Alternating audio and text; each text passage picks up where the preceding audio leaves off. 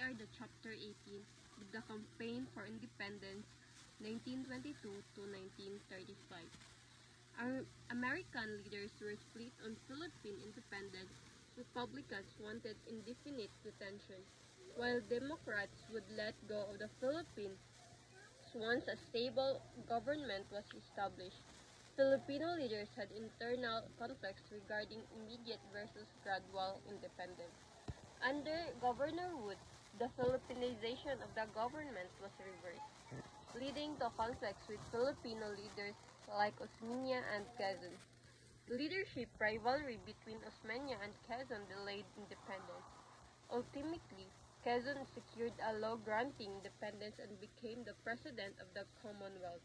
The campaign for women's suffrage was more unified and successful during this period.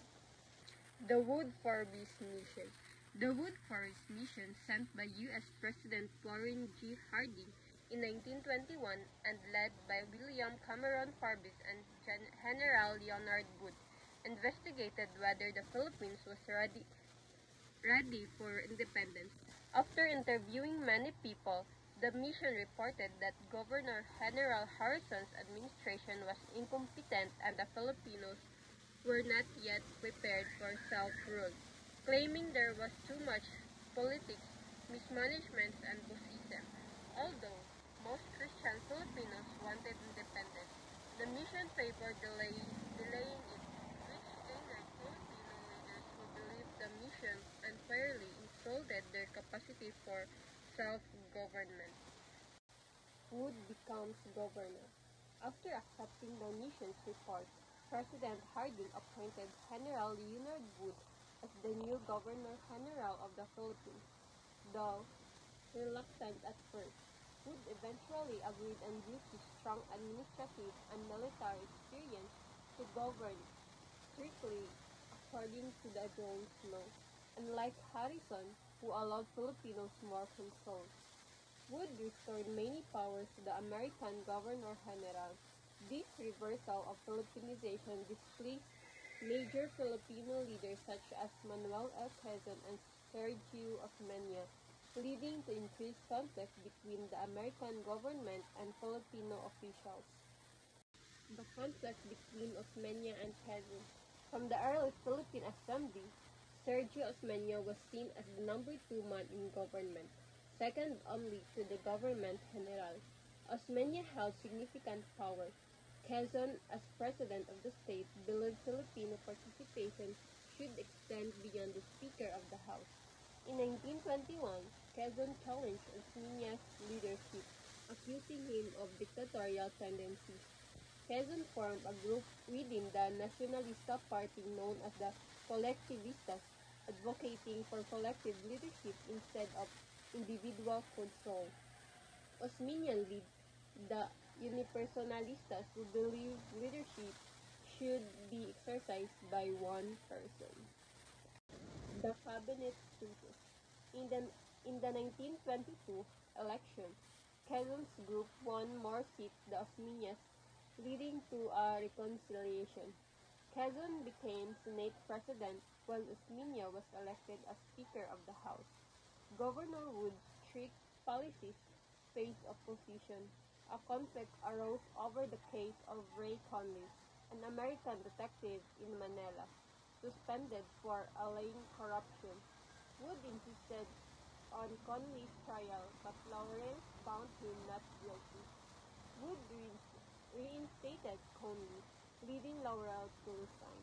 Quezon criticized Wood's actions, accusing him of interfering with governance. The Filipino members of the Council of State resigned in protest. Other conflicts with Wood. The period saw conflicts between Governor-General Wood and Filipino political leaders, primarily over Wood's attempts to reclaim power lost under the Jones Law.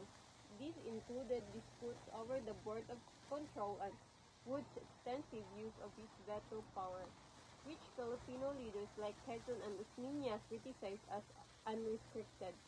Despite their protests, including an appeal to the U.S. Supreme Court and President College, Wood maintained his position, leading to accusations of being anti-Filipino. The Philippine legislature pursued independence through peaceful means, establishing the Independence Commission and sending missions to the United States to negotiate for independence after World War I. Independence missions. Following World War I, the initial Philippine independence missions to the United States failed to achieve their goals. Subsequent missions between 1922 and 1930 also proved unsuccessful, facing opposition from American business interests in preventing pro-Philippine independence bills in Congress. Despite these setbacks, Filipinos demonstrated their commitment to achieving an independent political status, leading to an independence Congress in Manila in 1930 that passed as a resolution favoring early independence for the Philippines. The Osmeña Rojas Mission. It is called the Osrox Mission. It was instructed by the legislator to work for the early grant of the Philippine independence. They are the three American groups that were favorable to Philippine independence. They were the American Farm Group, the American Labor Leaders, and the Isolationists. Hair Hose Cutting Law.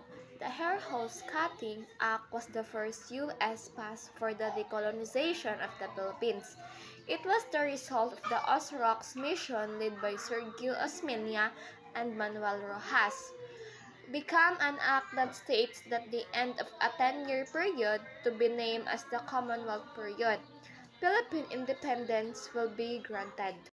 When Quezon was informed about the passage of the hair hose cutting law, he thought that it was not a good law. He was therefore blamed to work against the approval by the legislator. He worked hard for the law to be rejected by the Philippine legislator. Quezon reorganized the legislature so as to weed out the supporters of the hair hose cutting law, who also happened to be the supporters of Osmeña and Rojas. Late in 1933, Quezon realized that the chances of having a better law passed were nil. Faced with embarrassment, Quezon worked with Millard Tadings and Representative John McDuffie to have the hair hose cutting law reenacted with practically little change. Tadings-McDuffie Act, signed by President Roosevelt on March 24, 1934, with one revision: the retention of naval reservations and fueling stations, instead of the retention of military and other reservations. Framing the constitutions. The Tadings-McDuffie Act provided for the framing of a constitution for the Commonwealth government. On July 10, 1934, the election the Constitutional Convention. July 30, 1934, the Constitutional Convention was inaugurated with Claro M. Recto as a scholar, lawyer, poet, and parliamentarian as president. February 8, 1935, the convention approved the Constitution. President Franklin D. Roosevelt, after reading the Constitution and seeing that there were no objectionable provisions included, approved it on March 23, 1935. May 14, 1935, the Filipino people approved the Constitution in the plebiscite. On June 16, 1935, an election was held. Quezon and Osmeña ran in the same ticket and won as the president respectively.